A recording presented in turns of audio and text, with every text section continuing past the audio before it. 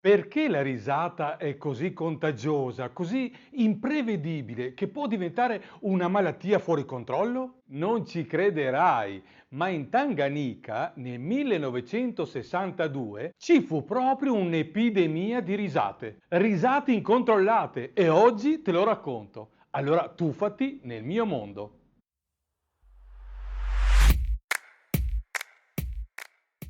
Ciao, io sono Dandy Dan e faccio il comico visuale. In questo canale ti parlo della storia della comicità, del mio vlog e dei nostri spettacoli. Di solito ti parlo di personaggi e fatti che hanno cambiato il corso della comicità nel tempo, ma quando si parla di risate per me è un'attrazione e il 1962 è stato un anno che mi ha incuriosito particolarmente. Successe qualcosa di sconvolgente. Nell'angolo nord-ovest del Tanganica, un paese ora noto come Tanzania, centinaia di persone iniziarono a ridere in modo incontrollabile. Si è diffusa da una persona all'altra e niente sembrava fermarla. Scuole chiuse, gente fuori controllo, famiglie sconvolte e interi villaggi sono stati presi in preda al panico. Mesi dopo le risate smisero e si contarono che più di 1000 persone si erano ammalate di questa malattia. Da allora l'epidemia di risate del Tanganica ha catturato l'immaginazione di tutto il mondo. Sono stati scritti articoli di giornali su di esso, programmi radiofonici l'hanno esplorato e i documentari l'hanno drammatizzato. Ma tutto è iniziato con 3 studentesse. Era il 30 gennaio del 1962, in un collegio femminile gestito da una missione nel villaggio di Kashasha, non lontano dal lago Vittoria.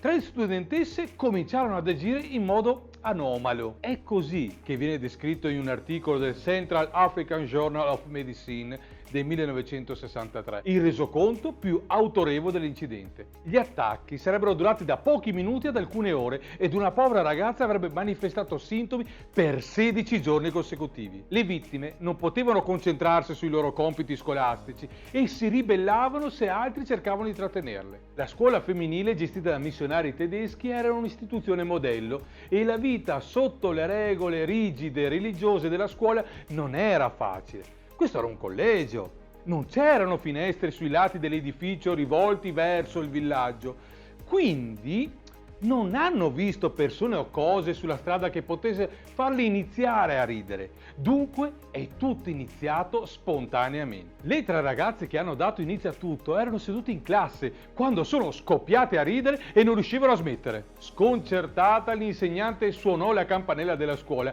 mandando gli studenti in cortile per calmare tutti. Qui altri alunni hanno guardato il trio e ha cominciato a ridacchiare e presto furono fuori controllo. Risero e risero. Ti guardavano così, con gli occhi sgranati. E questi ragazzi erano così rigidi, i loro corpi erano così duri, che ogni muscolo era in tensione e diventavano pezzi di marmo. Ridente.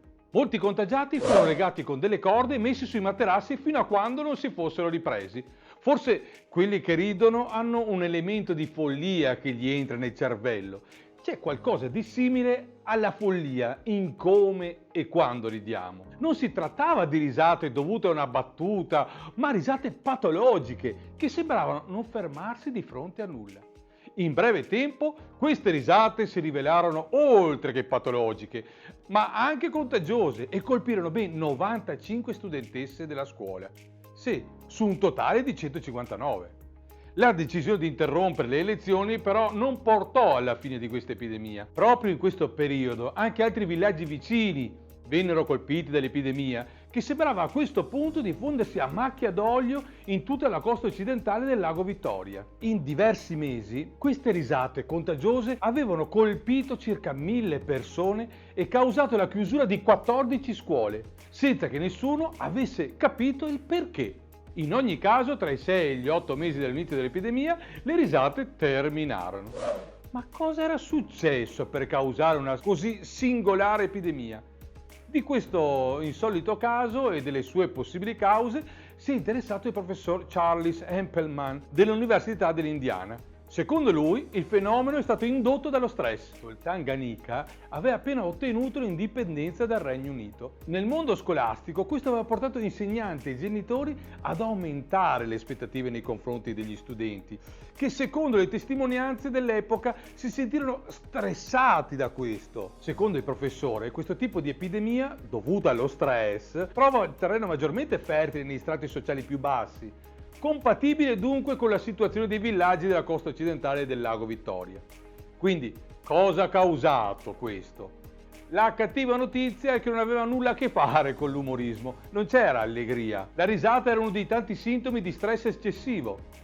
Il collegio dove sono iniziate le risate era molto severo, inoltre il paese aveva appena ottenuto l'indipendenza e la gente era ansiosa per il suo futuro. Con tutto il terrorismo nel mondo di oggi, gli esperti dicono che un'altra epidemia di risate non sarebbe sorprendente ora. Quello che è iniziato in Tanzania è stato un esempio del potere sociale della risata. Forse se fosse un virus potrebbe anche piacerci, oppure vorrei diventare contaminante. Se ci pensiamo, ridere non è forse un'arma per cambiare il mondo?